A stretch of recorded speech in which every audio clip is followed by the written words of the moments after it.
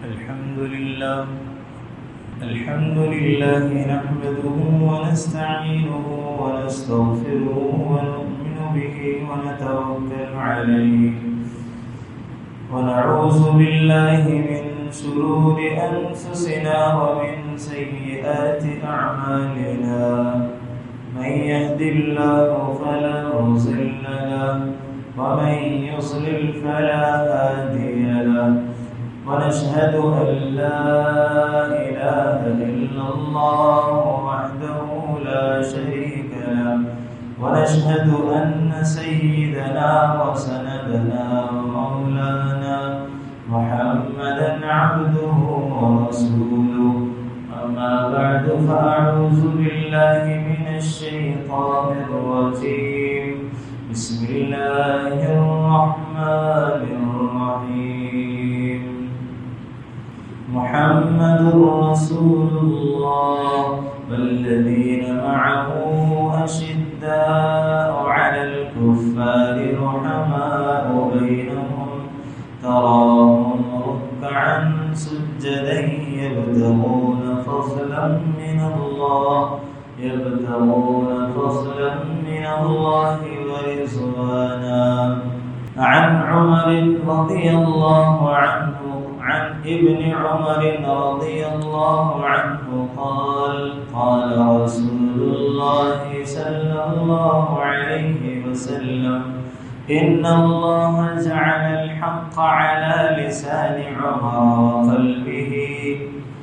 وفي رواية أبي داود عن أبي ذر رضي الله عنه قال إن الله وضع الحق على لسان عمر.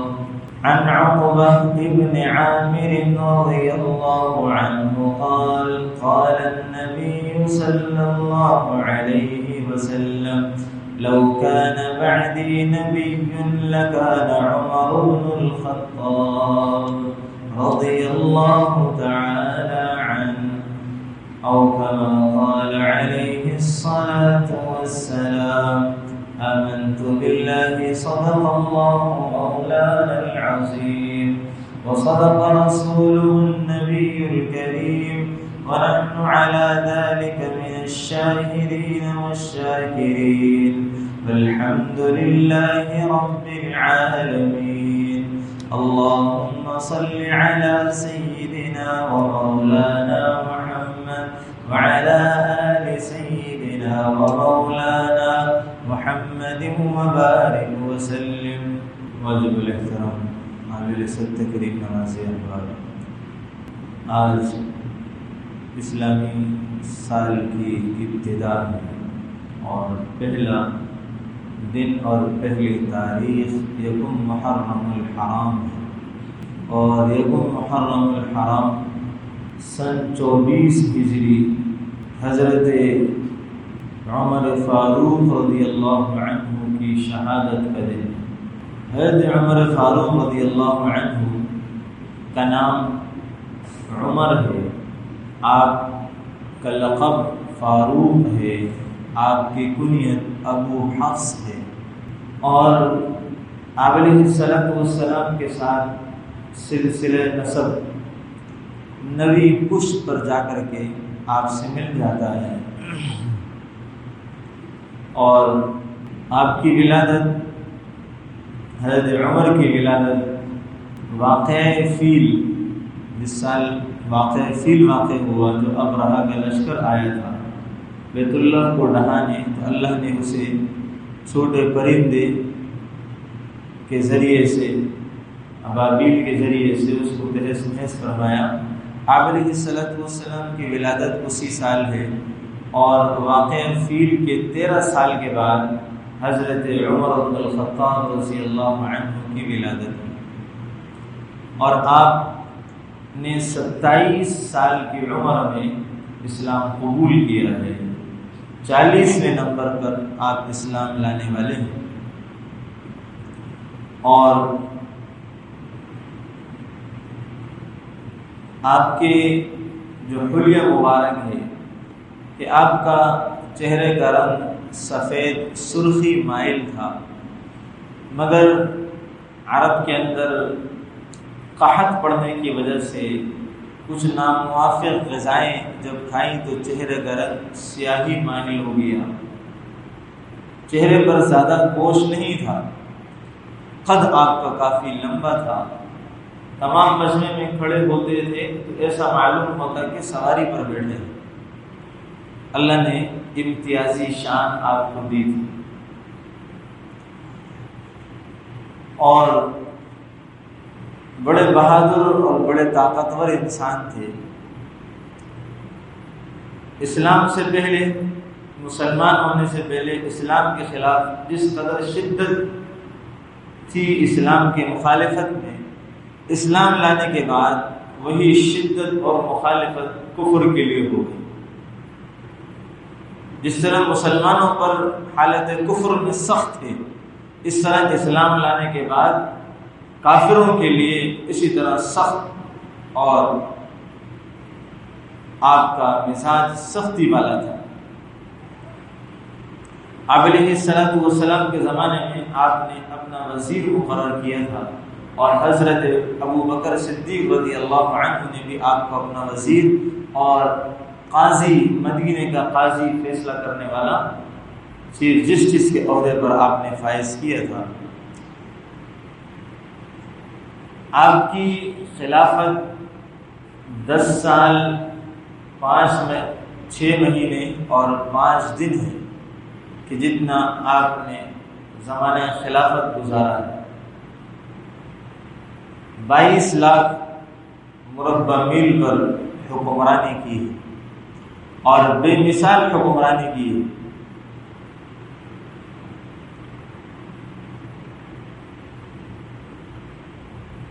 آپ نے اپنی زندگی میں کئی نکاح کیے۔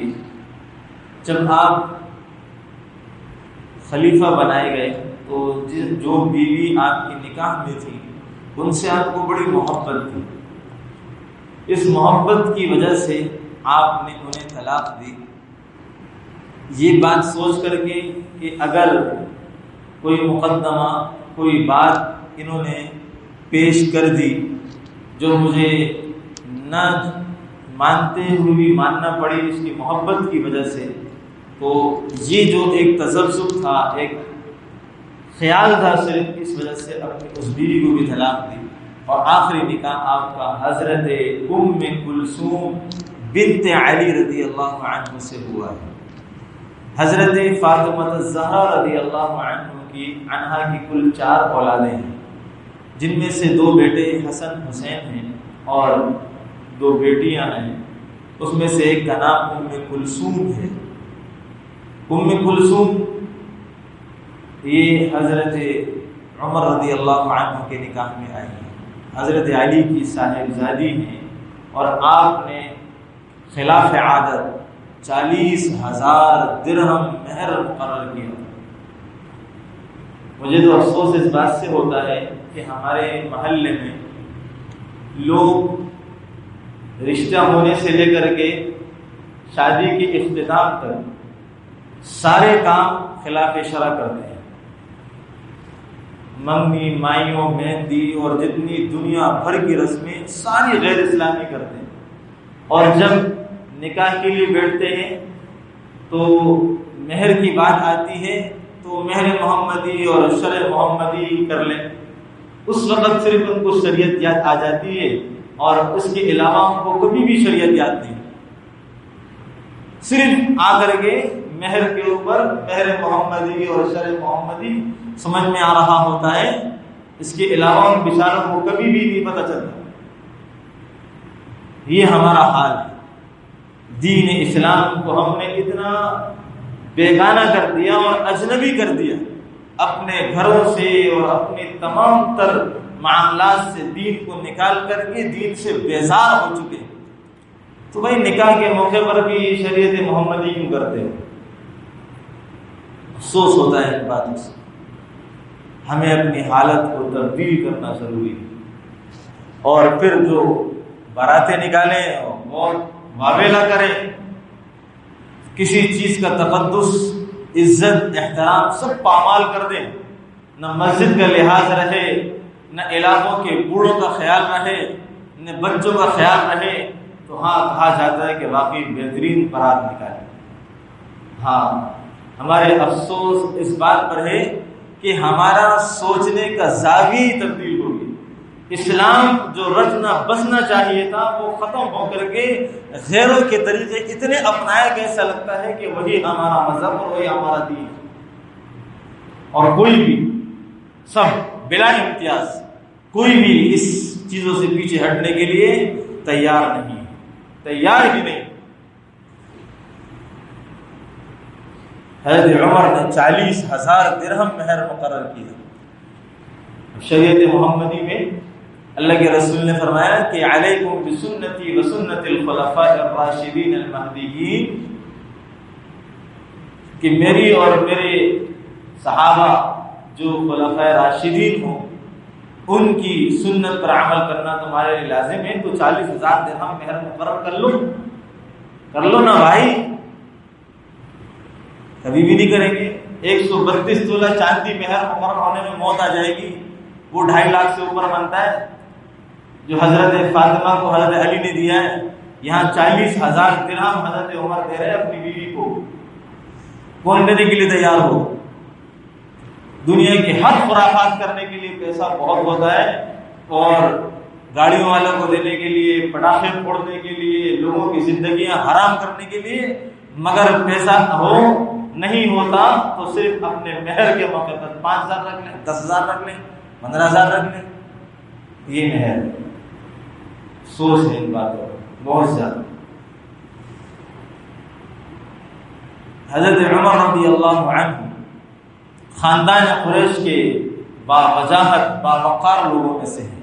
آپ نے سفارت کے کام بہت زیادہ انجام دیے ہیں، زمانے جہالت میں بھی اور زمانے اسلام میں بھی، اور آپ علیہ السلام نے دعائیں مانگ کر کے آپ کو مسلمان کرایا۔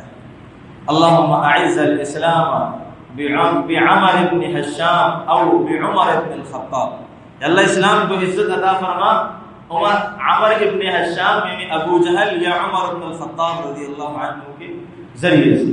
اللہ نے حضرت عمر بن الخطاب کو پسند کیا اور آپ کی دعا پوری ہوئی اور آپ اسلام لائے۔ اور اسلام لانے کا بڑا عجیب واقعہ ہے کہ ابو جہل نے آپ کو ورغلایا، بھڑکایا کہ جا کر کے محمد صلی اللہ علیہ وسلم کو نعوذ باللہ قتل کر دو، جان چھوٹ جائے گی سارے مسائل سے۔ دوپہر کے وقت میں جا رہے، تلوار ہاتھ میں لیے ہوئے، ایک شخص نے دیکھا کہ جو مسلمان تھے بڑا عجیب سا تیور ہے، فرمایا کہاں جا رہے؟ کہا کہ تمہارے نبی کو قتل کرنے جا رہا ہوں، نعوذ باللہ۔ تو کہنے لگا کہ پہلے اپنے گھر کی، اپنے بہنوں کی تو خبر لے لو، وہ بھی مسلمان ہو چکے ہیں۔ جب وہاں گئے تو قرآن پڑھنے کی آواز آئی، گھر میں داخل ہو کر کے بہنوئی کو بہت مارا، بہن کو مارا، بہنوئی کو گلا دبانے کی فکر میں تھے کہ لٹا کر کے گلا دباؤں۔ اتنے میں بہن سامنے آئی جس کے منہ پر چماٹا مارا تھا، خون بہ رہا تھا۔ کہا کہ اے عمر، ہم نے اسلام قبول کیا ہے، جو تجھ سے ہو سکتا ہے تو وہ کر لے، جو تجھ سے ہو سکتا ہے تو وہ کر لے۔ ہاں، اسلام میں اللہ نے ایسی طاقت دی، اتنا طاقتور بھائی کہ عرب کے لوگ ڈرتے ہیں کہ اتنا سخت انسان ہے۔ بہن سامنے کھڑے ہو کر کے صنف نازک کہہ رہی ہے کہ اے بھائی، ہم نے اسلام قبول کیا ہے، تجھ سے جو ہو سکتا ہے تو وہ کر لے۔ شرم آ گئی، اتنا اسلام میں کیسا اثر ہے کہ یہ چھوڑنے کے لیے تیار نہیں، میری اتنی مار کے باوجود شرمندہ ہو کر کے سائڈ پہ ہوئے۔ تو کہا کہ کیا پڑھ رہے تھے بتاؤ مجھے؟ کہا کہ نہیں، ہم مسلمان ہوئے ہیں، ہم قرآن پڑھ رہے ہیں۔ کہا کہ مجھے دے دو۔ کہا کہ نہیں، تم ناپاک اس کو ہاتھ نہیں لگا سکتے۔ قرآن کریم کی سورہ طٰہٰ پڑھ کے سنائی گئی۔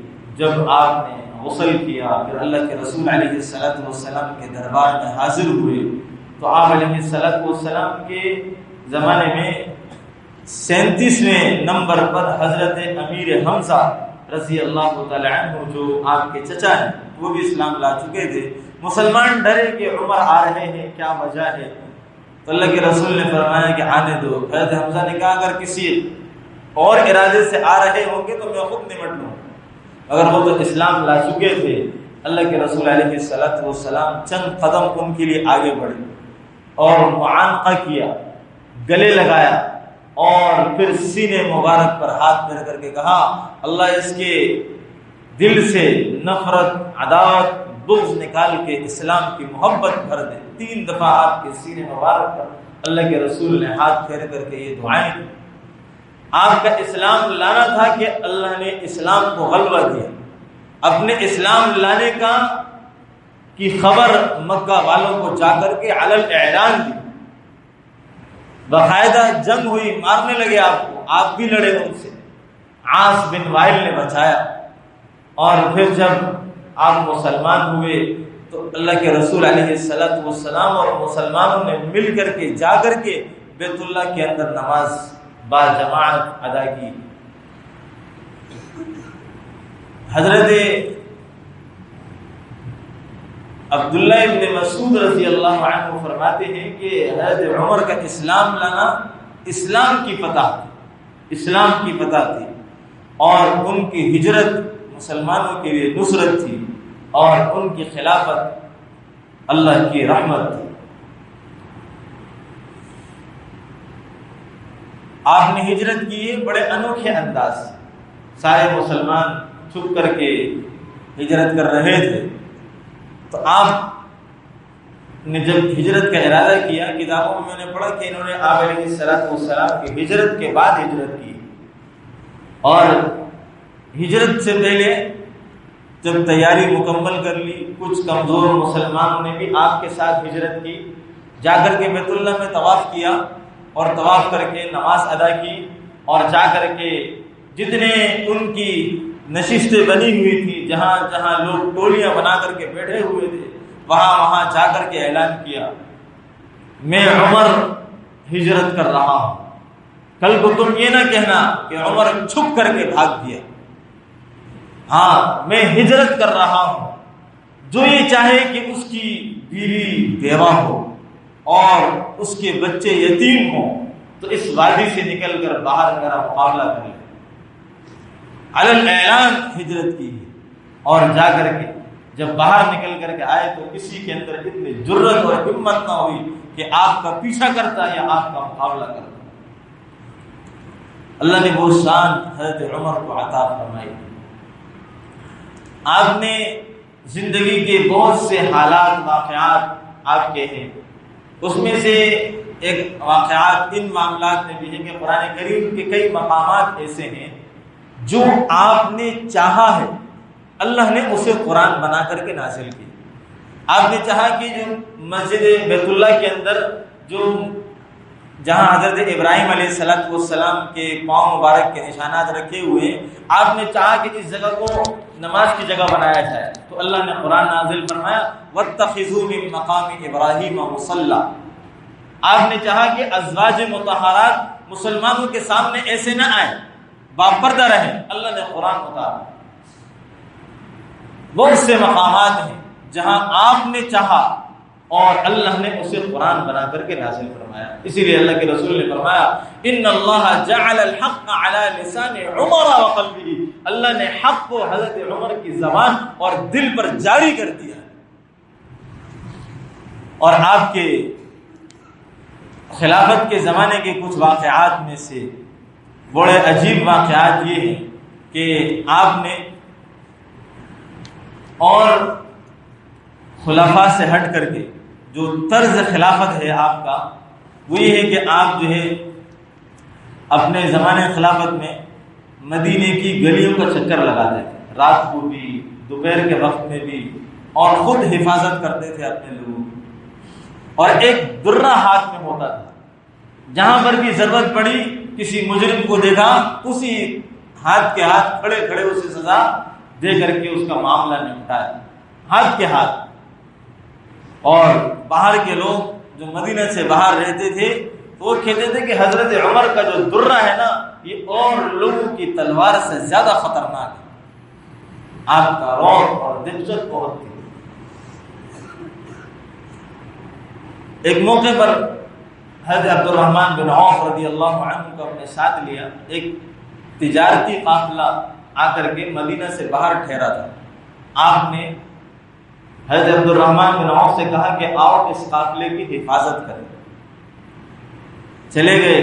رات کو پوری رات کو ان کی حفاظت میں گزاری اور تہجد کی نمازیں بھی وہیں پڑھی. تو بار بار ایک بچے کے رونے کی آواز آتی. حضرت عمر رضی اللہ عنہ اس کی ماں کو اٹھاتے اور کہتے کہ اس بچے کو خاموش کراؤ، اس کو دودھ پلاؤ. قافلے والوں کو اس بات کا علم نہ تھا کہ یہ حضرت عمر رضی اللہ عنہ ہیں اور امیر المؤمنین ہیں. جب صبح ہونے لگی تو حضرت عمر نے جا کر کے کہا کہ تیرا بچہ ساری رات بے قرار رہا ہے، تو بہت بری ماں ہے کہ تو اس بچے کو قرار نہ دے سکی. تو وہ کہنے لگی میں اس بچے کا دودھ چھڑانا چاہتی ہوں اور یہ چھوڑنا نہیں چاہتا. حضرت عمر نے کہا کہ اس بچے کی کیا عمر ہے؟ کہا کہ چند مہینے کا ہے. فرمایا تو یہ تو دودھ چھڑانے کی عمر نہیں ہے. فرمایا کہ عمر نے جو ہمارے امیر المؤمنین ہیں انہوں نے ایک بچے کا وظیفہ اس وقت مقرر کرتے ہیں جب وہ بچہ اپنی ماں کا دودھ پینا چھوڑ دے. حضرت عمر نے کہا کہ ابھی تم اس کو دودھ پلاؤ، اس کا دودھ نہ چھوڑاؤ. اور وہ چلے گئے. فجر کی نماز پڑھائی اور نماز پڑھانے کے بعد بہت دیر تک اللہ سے دعائیں مانگ کر کے روتے رہے اور کہتے تھے کہ پتہ نہیں کتنے بچوں کی ہلاکت کا سبب بنا ہوگا عمر، کہ ماؤں نے اس طرح کتنے بچے رلائے ہوں گے اور کتنے بچے ہلاک کیے ہوں گے. اس لیے کہ عمر صرف بچوں کا وظیفہ اس وقت جاری کرتا ہے جس وقت بچہ ماں کا دودھ چھوڑ دے. پھر اعلان کیا کہ کہو کہ جو بچہ پیدا ہوگا اسی دن سے اس بچے کا وظیفہ جاری ہوگا. اور سارے حکمرانوں کو، گورنروں کو پیغام لکھ کر کے بھیجا جس دن بچہ پیدا ہو جائے اسی دن سے اس بچے کا وظیفہ مقرر کیا جائے. یہ حضرت عمر رضی اللہ عنہ کا دستور. ایک یہودی بہت بڑھاپے کی عمر میں لوگوں سے بھیک مانگ رہا. مدینہ کے بازار کے اندر جا کر کے پوچھا کہ تو بھیک مانگ رہا ہے؟ کہا کہ ہاں. بولا تجھے بیت المال سے وظیفہ نہیں ملتا ہے؟ بولتا ہے ملتا ہے. کہا کہ پھر کیوں تو بھیک مانگ رہا ہے؟ کہا کہ مجھے سالانہ ٹیکس بھی تو یہاں رہنے کے لیے ذمہ ہونے کے اعتبار سے دینا ہے، وہ کہاں سے دوں گا؟ وہ کہاں سے دوں گا؟ تو وہ بھی تو مجھے دینا ہے. تو حضرت عمر رضی اللہ عنہ نے فرمایا کہ کوئی بھی ذمہ جس سے ہم اس کی جوانی کی عمر میں ٹیکس لیتے رہے سالانہ، اب بڑھاپے میں جب وہ کمانے کے قابل نہ رہا ہو تو اس کا ٹیکس معاف ہے، اس کا ٹیکس معاف. حضرت عمر نے قانون بدلے، قانون بنائے ہیں لوگوں کے. ایک رات میں راستے میں چلتے ہوئے گشت کرتے ہوئے دیکھا کہ ایک خیمہ لگا ہے. ایک شخص ہے اعرابی دیہاتی، وہ بیٹھا ہے. جا کے اس کے پاس بیٹھ گئے، باتیں کرنے لگے. کہا کہ تم یہاں کیسے آئے ہو؟ کیسے آنا ہوا تمہارا؟ کیوں خیمہ لگایا یہاں پر؟ یہی باتیں ہو رہی تھی، اتنے میں اندر سے رونے کی آواز آئی. حضرت عمر نے پوچھا کہ یہ رونے کی آواز کیسی ہے؟ کہا کہ تمہارا اس سے کوئی تعلق نہیں ہے، ایک عورت ہے جو درد ذہن ہے. تو حضرت عمر نے کہا اچھا. خاموشی سے اٹھے اور چلے گئے. اپنی بیوی حضرت ام کلثوم بنت علی کو وہاں سے گھر سے لیا اور لے کر کے اس اعرابی کے خیمے کے پاس آئے اور کہا کہ اگر تم اجازت دو تو اس کو میں اندر بھیج دوں، اس عورت کو، تاکہ وہ تمہاری گھر والی کی تکلیف میں کچھ سہارا بنے. اس اعرابی نے اندر جانے کی اجازت دے دی. کچھ دیر کے بعد حضرت ام کلثوم رضی اللہ عنہا نے آواز دے کر کے کہا کہ اپنے دوست کو، اے امیر المؤمنین، اپنے دوست کو خوشخبری دے دیجیے، اپنے دوست کو خوشخبری دے دیجیے کہ لڑکا پیدا ہوا ہے. جب اس اعرابی نے سنا کہ امیر المؤمنین ہے تو بہت ہی زیادہ شرمندہ ہوا، ادب کے ساتھ بیٹھ گیا اور آپ سے معذرت کرنے لگا. آپ نے کہا کہ اس کی کوئی ضرورت نہیں، اور صبح کو بولا کہ مسجد آنا. اس کو بیت المال سے اس بچے کا وظیفہ دیا اور دیگر کچھ چیزیں دے کر کے اس کو روانہ کیا. حضرت عمر رضی اللہ عنہ کے بڑے عجیب واقعات ہیں، انسان سنتا رہے تو سنتا جائے۔ ایسے واقعات آپ کے ہیں اور آپ نے ایسے حالات بنائے۔ ملک شام سے واپس آئے، گشت کرتے ہوئے دیکھا کہ ایک خاتون ہے بڑھیا، اور جا کر کے اس سے ملے اور پوچھا کہ جو تمہارا امیر المؤمنین ہے عمر، تم اس کے بارے میں تمہارا کیا خیال ہے؟ کہا وہ بہت برا انسان ہے، بہت برا انسان ہے، جب سے وہ خلیفہ ہوئے ہیں اس نے آج تک مجھے 1 روپیہ 1 پیسہ نہیں دیا، نہ میری حالت کی خبر لی۔ فرمایا کہ تم عمر کو اپنی حالت کی خبر بھیج دیتی، اللہ عمر پر رحم فرمائے، تم اس کی حالت اپنی حالت لکھ کے بھیجتی یا بتاتی، کسی کو پیغام بھیجتی، وہ تمہارے لیے کچھ انتظام کرتا۔ کہا کہ نہیں، وہ ہمارے امیر المؤمنین بنے ہیں، انہیں مشرق سے مغرب تک کے تمام لوگوں کے حالات کی خبر ہونا چاہیے۔ یہی بات چل رہی تھی، اتنے میں حضرت علی اور حضرت عبداللہ ابن مسعود رضی اللہ عنہما سامنے سے آئے اور انہوں نے کہا السلام علیکہ یا امیر المؤمنین۔ جب اس نے یہ کہا انہوں نے تو یہ عورت بڑی شرمندہ ہو گئی، معافیا مانگنے لگی اور بہت زیادہ آپ سے معذرت کرنے لگی۔ فرمایا کہ اس میں کوئی معذرت کی بات نہیں ہے، فرمایا کہ کل صبح تم آنا اور تمہارے لیے وظیفہ مقرر کیا جائے گا، اور فرمایا کہ بتاؤ تمہارے اوپر جو عمر نے ظلم کیا ہے اس ظلم کا معاوضہ کیا ہوگا۔ کہا کہ تم میرے ساتھ مذاق کرتے ہو، یہ حضرت علی اور حضرت عبداللہ ابن مسعود کے آنے سے پہلے کی بات ہے۔ فرمایا کہ میں تمہارے ساتھ کوئی مذاق نہیں کر رہا، تم اپنا معاوضہ بتاؤ کہ کتنے معاوضے میں معاف کرو گے۔ کہا کہ میں مذاق نہیں کر رہا۔ تو جب وہ حضرات آ گئے تو حضرت عمر نے اس عورت سے بات چیت کر کے 25 اشرفیاں یا 2500 اشرفیوں پر اس سے اپنے اس معافی نامہ لکھوایا، اس سے دستخط کروائے اور حضرت علی اور حضرت عبداللہ ابن مسعود کو اس پر گواہ بنایا۔ یہ ہے ہمارے خلفائے راشدین میں سے خلیفہ راشد حضرت عمر بن الخطاب رضی اللہ عنہ، جو بڑے جلیل القدر صحابی ہیں، اور خصوصاً سب کے لیے اور بالخصوص ہمارے حکمرانوں کے لیے ان کے جو اصول ہیں وہ نمونہ ہیں، اور ایسے بہترین قانون ہیں جو انہوں نے حکومت کے انتظام کو چلانے کے لیے وضع کیے ہیں۔ آج بھی انگریز دنیا کے اندر حضرت عمر کے قانون کو عمر اللہ کی حیثیت حاصل ہے۔ ہاں، آج جو پولیس کا نظام ہے شہروں کے اندر یہ حضرت عمر کا بنایا ہوا ہے، اور سرحدات پہ جو فوج حفاظت کرتی ہے یہ حضرت عمر کا بنایا ہوا ہے۔ یہ سارے قانون حضرت عمر نے بنائے ہیں۔